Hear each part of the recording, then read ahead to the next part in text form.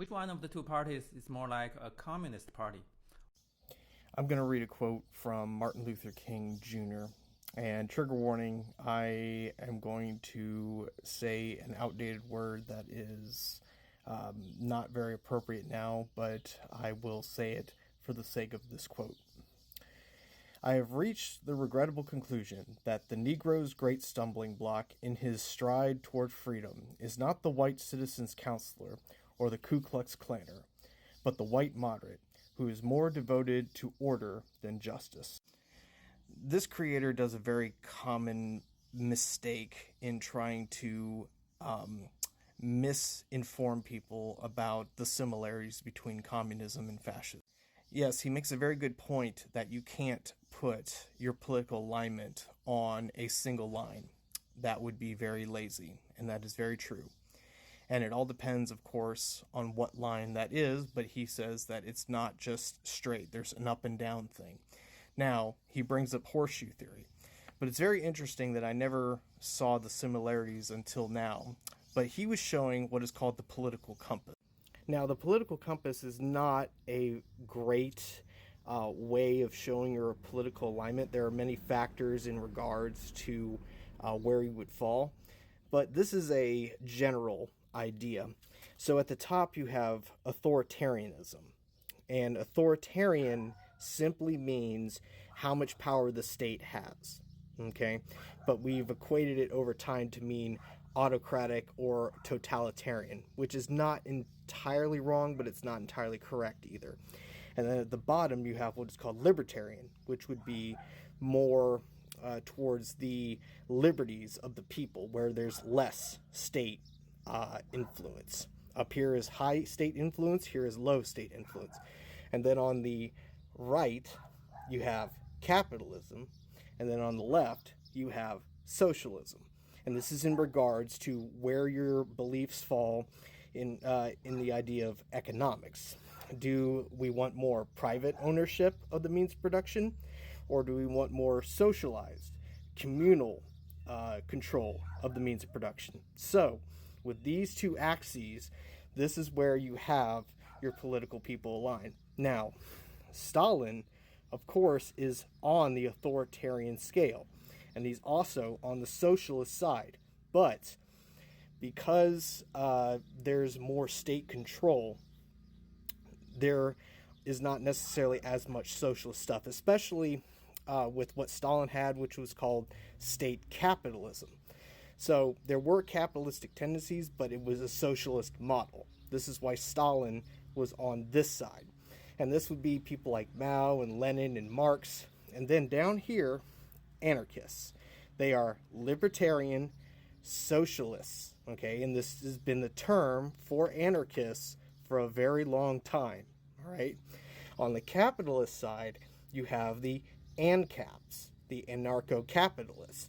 These would also be your minarchists and your Misesian kind of people, or even your libertarians, quote unquote.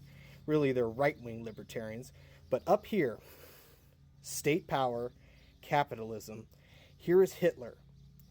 Hitler is fascism, along with Mussolini. This is when the state and capitalism join up together. Okay, and this would be called, some people call it crony capitalism or corporatism, but it's still fascism. Right here, Democrats and Republicans.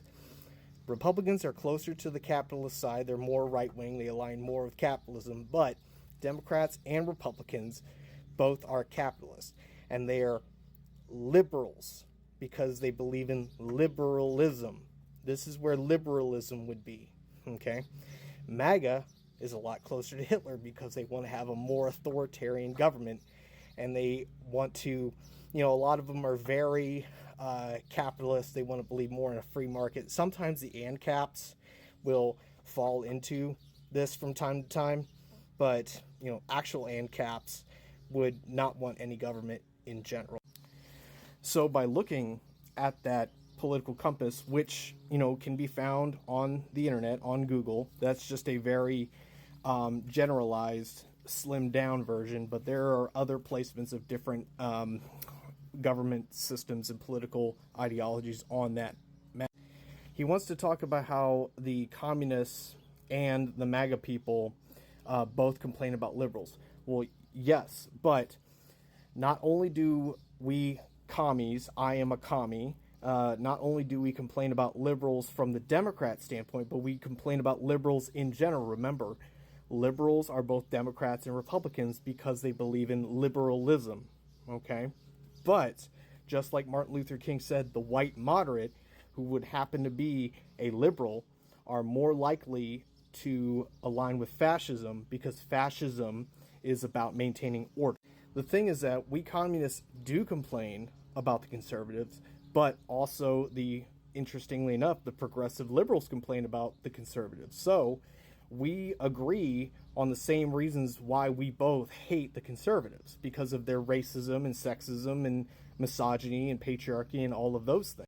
And you're going to see a bunch of left-leaning people and leftist people saying, fuck Joe Biden, because he is supporting a genocide. That is why we say fuck Joe Biden. But the MAGA people are too scared to say fuck Joe Biden. They're going to say, let's go Brandon. And when he's talking about the hierarchy that both the MAGA and the communists want hierarchy, that's not true. Like we saw on the political compass, only the Marxist-Leninists are concerned about hierarchy because it's authoritarian in nature. It's the anarchists that don't want hierarchy at all. And that's the biggest problem, is that they want to lump all socialists together as being commies, and that's not the case. You have two different kinds. You have the state socialists, and then you have the libertarian socialists. What's interesting is that Stalin wanted to resign multiple times, but his council wouldn't let it happen.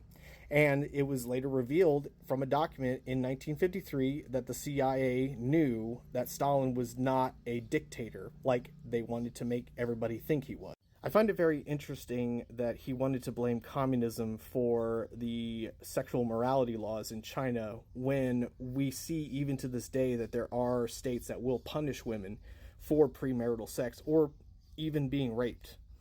This is not a communism problem. This is not even a liberal or libertarian or a liberalist problem. This is a patriarchy problem, which is what the conservatives are all about.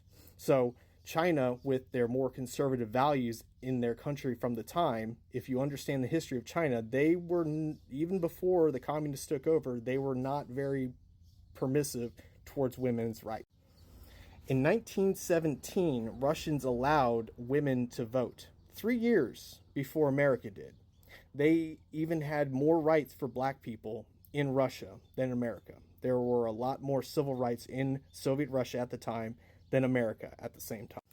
They even allowed women in their military at the time of the Red Army, and some of the most feared soldiers were women. There was one female sniper, she was Ukrainian, she had 309 kills. I think it's interesting he's saying that they didn't get it from the Bible with this thing they were doing in China with the woman who had the multiple boyfriends. If memory serves me correctly, the Bible speaks multiple times about sexual immorality and the sinfulness of prostitution. He wanted to say that communists are anti-intellectual. Of course, that is obviously not true. Soviets, both Cuba and Russia, or the USSR, had more doctors in the world, and currently Cuba has more doctors per capita. They even made the technology that got us to space before we got to the moon. So this whole idea that communists are anti-intellectual is not at all true. He also wants to go on that both MAGA and communists are based on revenge, and this is entirely not true. Communists have dedicated themselves to liberating the workers. That means everyone, the 99% of people in the world, from wage slavery. And for over 150 years, various different socialists and communists have dedicated themselves to civil rights and breaking down of hierarchies and using philosophy to analyze and explain the harm that these types of ideologies that we live with are a problem. So this guy is entirely stupid, and he's just propagating anti-communist rhetoric, and he's a dumb liberal. That's pretty much it.